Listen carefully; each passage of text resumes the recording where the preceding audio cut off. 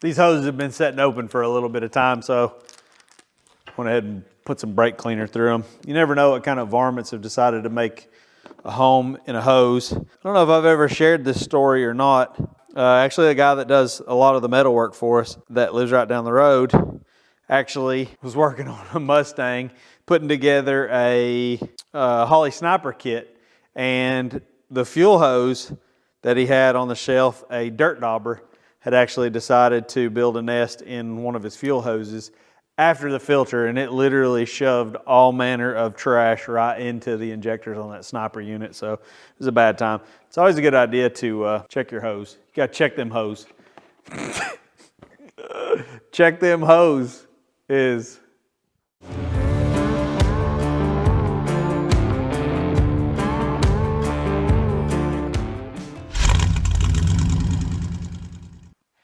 What's going on YouTube? Levi at Old Iron Off-Road. If you are a returning viewer, we appreciate you coming back to watch this video. If you're new to the channel, reach down there and click that subscribe button. I'm sure we've got some content that you will find interesting, especially if you're into off-road oriented things. Today we're back out on the shop, picking back up on the LS swap where we left off on our International Scout Traveler Project Yogi. And we've got some things that we need to tighten up. And as you can see, we have a smattering of parts here on the table. We also have a plethora of hose, and hose. We got all the hose. Yeah. So there are a few things that need to be addressed. Obviously, where we left off, the engine was bolted in place in its final position, but there's still a ton of things that need to be addressed. Fuel system needs to be buttoned up. AC hoses need to be buttoned up. I'd hope to be able to reuse some of the Hydro Boost hoses, but that just isn't going to work out, so we're going to have to make some new Hydro Boost hoses. Speaking of hose, we got a box of hose. So basically I have 2 days I'm going to take to work on this truck. I would really like to get it running. I don't think that's feasible, but we can all dream. One thing that we are going to dig into as well is going to be the installation of a standalone trans cooler. This one is equipped with a 12-volt fan as well. So we're going to hopefully mount this on the core support. I've kind of played with some locations, and under the floor was one of the possibilities. So we'll just have to play that by ear. But again, this is one of the things that we're going to have to address, is completely plumb the transmission cooling system. Speaking of hose, we have some Vibrant Performance braided flex hose. Now this is PTFE lined hose. This is not your standard rubber hose. It is a little bit more expensive, but longevity wise, this stuff pretty much lasts forever. We have a pile of fittings for the training cooler side. So without further ado, let's get it. So real quick before we dive too deep into this, I wanted to take a second and kind of go over where we left off. As you can see, obviously the hood got installed, as well as our swap radiator. The coolant fan is loosely in place. We do totally intend to build a shroud for this unit. As you can see, we went ahead and installed the AC compressor, and this is one of our old hoses that actually worked out quite well. Also installed a low car throttle cable. So the first thing I think I'm gonna go ahead and button up while we're here is the fuel system. I've actually already gone ahead and added some flares to the end of the lines for the quick connects. And if you can see, this little guy here is our feed, and then down below is our return. So we're going to throw together some quick connects on a couple of pieces of the nylon line, and we're going to get that hooked up, and that'll be one less thing that we have to do. Yay. So here is the tool I was referring to. This is a Dorman quick connect tool. I'll try to remember and post a link down in the description, no promises. Pretty easily available on Amazon. So it actually has this block that holds your fitting, and this is what actually clamps your line in place. So we have some 3/8 nylon hose. Stick that guy through there, butt it up to the back of the fitting, clamp her down, and with a heat gun you apply a very minimal amount of heat to it, just enough to soften the plastic. I like to actually go ahead and kind of preload the fitting in the hose. You can see that it's already started to push it in. So we'll take a little bit of heat from the heat gun, warm that line up just a little bit, and start pushing. You got to be careful with the heat, because if you do get it too hot, it actually won't seal. It deforms the line to the point that it won't seal. Like so. You've got a quick connect line.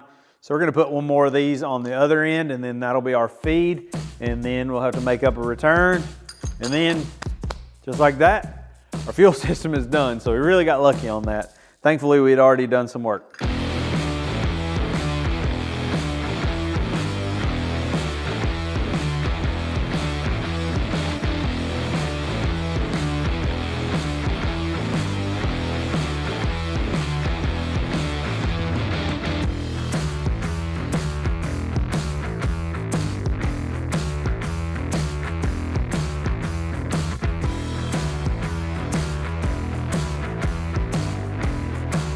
All right, so continuing on with our hose theme of the day, we're gonna go ahead and make up one more AC hose. I'm actually a little disappointed in myself.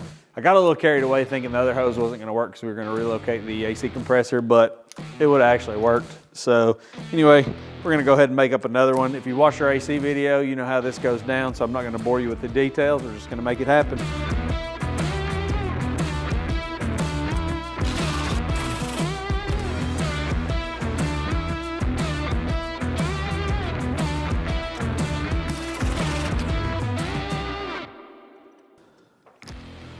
Yeah.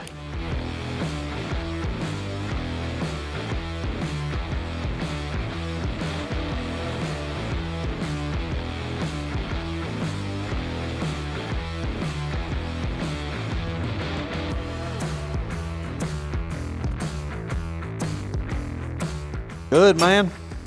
Check another box off the list. Now I think we'll jump over to the Hydro Boost, get a couple of Hydro Boost pieces made that I need to finish up, and I think at that point every system on the truck will be closed off except for the radiator, which we'll jump into tomorrow.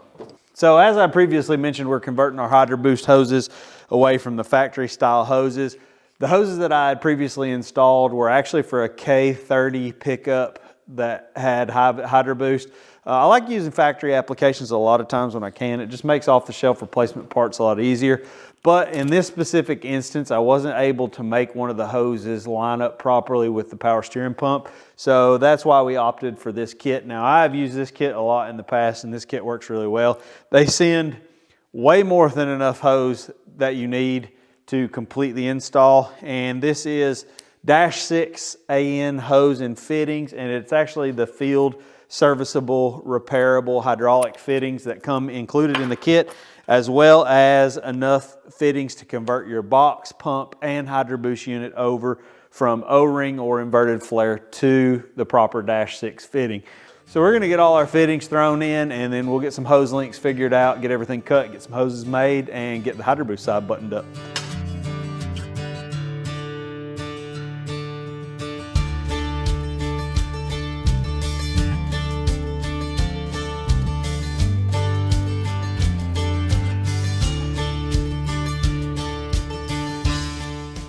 All right, got all of our fittings on. Clean up some of my power steering fluid that I've spilled everywhere. And we'll start throwing these hoses on.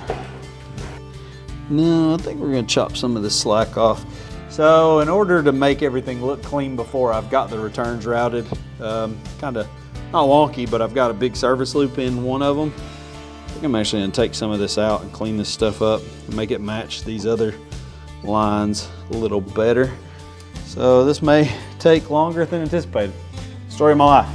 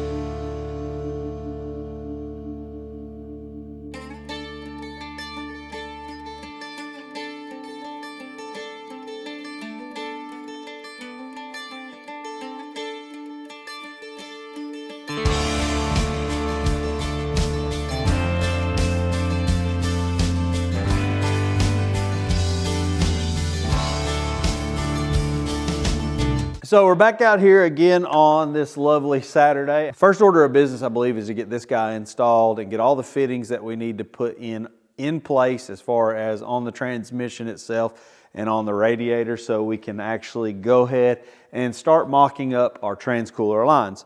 Now, I've fought with this thing already. I'm not gonna bore you with it. I tried every way in the world to fit this in the grill area. Not gonna happen. So this is gonna end up under the passenger side floor. That is one of the good things about these remote coolers with the fan, is they have their own standalone fan. So that's not an issue. One thing I am gonna take the time to mention, if you're doing a 4L80E and you are changing to different lines, or if you're not going with a standard GM style line, one thing that you need to make sure that you have is this style of fitting. Now, as you can see in the package, that this fitting is longer than this one. If you don't use these proper fittings, you will burn that transmission up short order, and the longer fitting installs in the back of the cooler port. So we're gonna get these guys thrown in. We're gonna go ahead and get this cooler mounted underneath the truck, and we can start mocking up hoses. We've got about 40 feet of the nylon braided PTFE hose, and I ordered a pretty wide assortment of fittings. It's better to have more than enough than not exactly what you need. We've got some 90s, we've got straights, we've got a few 45s. We should be dangerous. We should be able to get the tranny plumbed up on this guy today. So let's make it happen.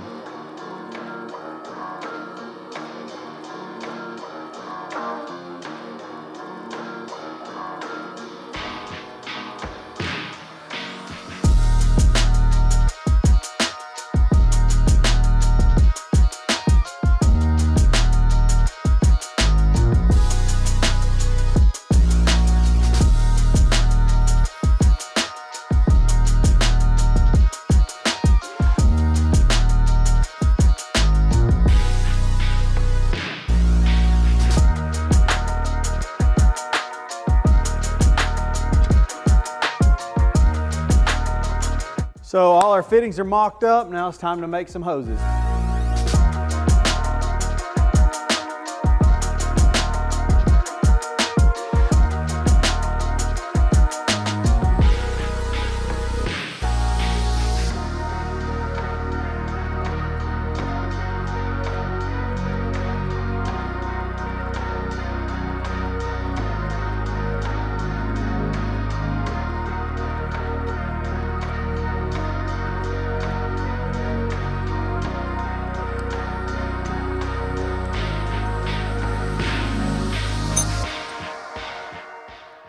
So we managed to get our hoses all routed and in. Now none of the ends are actually tightened up, so they still have some swing to them. But at this point in time, I'm gonna take and dress all of these hoses in and give them something to attach to. What we actually like to use are these cushion clamps. Now this is a 3/4 hook cushion clamp, and I should be able to catch both of these hoses in this clamp. So I am gonna select a few locations, and I'm actually gonna drill and tap the chassis. The chassis are thick enough to tap reasonably well with a 1/4-20 tap, and as long as it's not like any load supporting item, it'll hold just fine. So I like doing that better than using self-tapper screws as well. So I'm gonna go ahead and drill some locations and tap and get these cushion clamps, get these hoses all dressed in, and then we can put this part of the project to bed.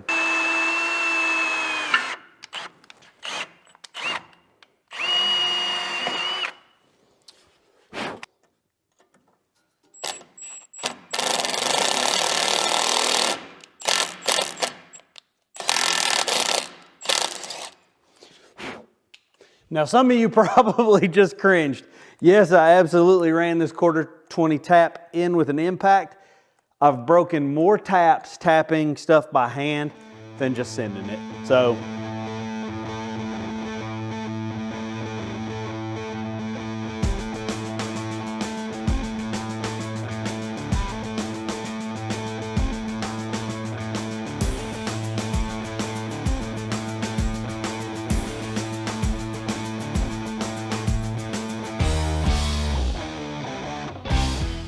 So we've got the transmission cooler lines all buttoned up, everything tightened up and held down nice and in place.